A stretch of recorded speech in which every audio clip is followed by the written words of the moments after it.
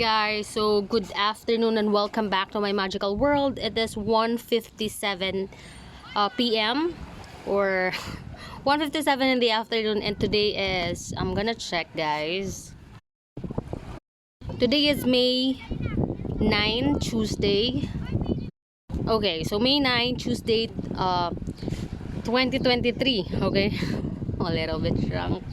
So we're going to proceed like reading. The life update is I'm still out here. I've been moving locations. I've been hopping locations here, hopping, like one time I was there and the other time I was like out of sight, so something like that guys.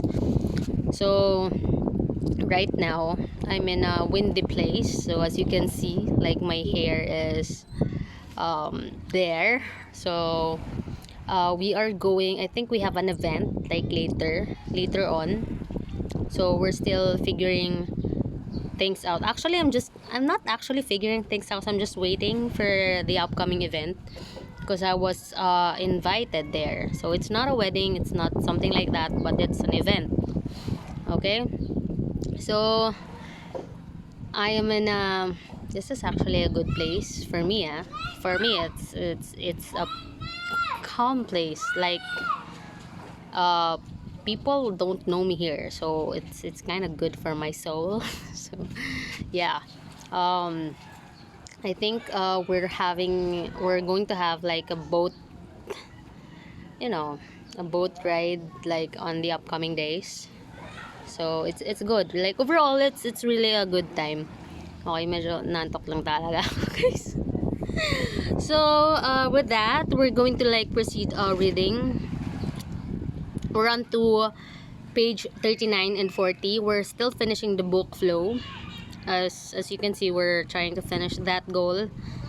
We have to have goals every now and then to not waste this life. Okay, so I know guys, we all have like those problems, but think of it like you cannot really solve a lot of problems in this world. So you gotta solve what is kind of like presented in your face. So don't like overthink the other problems of the world. It's not your job to solve everything. You are not Darna, you are not Superman, you are not Superwoman. You're just a man or a woman. Okay, so don't like try to solve everything by yourself. Stop stressing yourself too much. This is just like more of a reminder to you, because I know that a lot of people are really hard on themselves. Like even though we can solve things like in a simple ways, we tend to like overthink things and over resolve things, diba? So take time to figure out what is really like relevant at this moment to solve. Okay, um we all have problems, so don't you ever think that I don't have one. So we are like in this reality to evolve and to learn some shit, diba? So ayun na nga, we're going to continue reading. Okay, so I hope tomorrow when I talk to you, I'm already like in a 100% okayness. Because right now it's just like maybe 70%. But I still can read for you, diba? No matter how toxic my environment can be, but this environment is not toxic. I mean, no matter where I am, what mood I am trying to be still here with you. Like, but some other times I'm really like really busy because I'm traveling every day. Most of the time, guys, I am actually traveling. So let's start. Let's continue. Not start, like more like continue. Okay. So he was lucky that after the breakdown, his parents realized the predicament and sought help for themselves and their son, reestablishing a stable enough relationship with Jim to allow him to go on with the task of building a sturdy self. Every piece of information we process gets evaluated for its bearing on the self. Does it threaten our goals? Or does it support them? Or is it neutral? News of the fall. Wait lang yung aso na naman ingay. Naglet. Okay, to continue guys. So, does it threaten our goals? Does it support them? Or is it neutral? News of the fall of the stock market will upset the banker, but it might reinforce the sense of self of the political activist. A new piece of information will either create disorder in consciousness by getting us all worked up to face the threat, or it will reinforce our goals, thereby freeing up psychic energy. So I deactivated my Facebook because I need to focus on my other platforms, diba? With you guys and my other shit that is going on in my life. I have to continuously figure things out with my life because I want to establish some extremely stable environment. And that involves all areas of my life. I'm just saying, like, sometimes, because sometimes, like, it's a little bit toxic. Sometimes lang naman. So there's this subtitle here, order in consciousness flow. So the opposite state from condition of psychic entropy is optimal experience. When the information that keeps coming into awareness is congruent with goals, psychic energy flows effortlessly. There is no need to worry, no reason to question one's adequacy. But whenever one does stop to think about oneself, the evidence is encouraging. You are doing all right. The positive feedback strengthens the self, and more attention is freed to deal with the outer and the inner environment.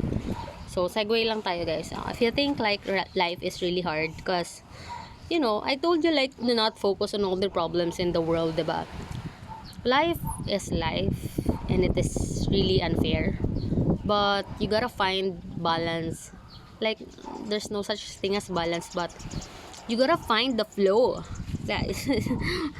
We're so the flow in life. Like, if you think nothing is really going on correctly, so try to just go with the flow, okay? But when you know that there are instances that you can take responsibility of your actions, like do something right. Like, it's gonna be hard, but always do something that is decisions that are for long term, okay? Not temporarily pleasures, okay? Because it is good. I think it is good, especially if you have if you don't want to waste your time, okay? It's good to invest your time for long term things. Could be relationship, business, okay? So yun lang, I'm just reminding you. So another one of our respondents, a worker named Rico Madeline, gets this feeling quite often on his job. He works in the same factory as Julio, a little further up on the assembly line. The task he has to perform on each unit that passes in front of his station should take 43 seconds to perform. Wait lang guys. So ayan, balik na tayo. To perform the same exact operation almost 600 times in a working day. Most people would grow tired of such work very soon, but Rico has been at this job for over 5 years and he still enjoys it. The reason is that he approaches his task in the same way an Olympic athlete approaches his event. How can I beat my record? Like the runner who trains for years to shave a few seconds of his best performance on the track, Rico has trained himself to better his time on the assembly line. With the painstaking care of Sir John, he has worked out a private routine for how to use his tools, how to do his moves. After 5 years, his best average for a day has been 28 seconds per unit. In part, he tries to improve his performance to earn a bonus and respect of his supervisors, but most often he does not even let on others that he is ahead and lets his success pass unnoticed. I think I am like Julio. So it is enough to know that he can do it, because when he is working at top performance, the experience is so enthralling that it is almost painful for him to slow down. It's better than anything else. Rico says it's a whole lot better than watching TV. Rico knows that very soon he will reach the limit beyond which he will no longer be able to improve his performances at his job. So twice a week he takes evening courses in electronics. When he has his diploma, he will seek a more complex job, one that presumably he will confront with the same enthusiasm he has shown so far. So for Pam Davis, it is much easier to achieve this harmonious, effortless state when she works. Wait lang guys ha. I'm thirsty. Wait lang. I think I need to have like a stand on a phone. I have to bring it always. I think I'm gonna let my friend buy it for me because it's hard. You know, I'm using right now, I'm just using like a coconut husk. The one that, coconut husk right now. Because I'm just outside. I'm just look for things that I can do. Alam nyo na yun, guys. Basta, yun na yun. So, wait lang. Ito na. Saglit lang. Hanapin ko. Nawala ako. I'm lost. So, for Pam Davis, it is much easier to achieve these harmonious, effortless state when she works as a young lawyer in a small partnership. She is fortunate to be involved in complex, challenging cases. She spends hours in the library chasing down differences and outlining possibly courses of action for the senior partners of the firm to follow. Often her concentration is so intense that she forgets to have lunch, and by the time she realizes that she is hungry, it is dark outside. So that is actually like 100% complete flow. When you are like so immersed in what you do, especially when you love to do it, or you just happen to be in that state. Because I was in like that state.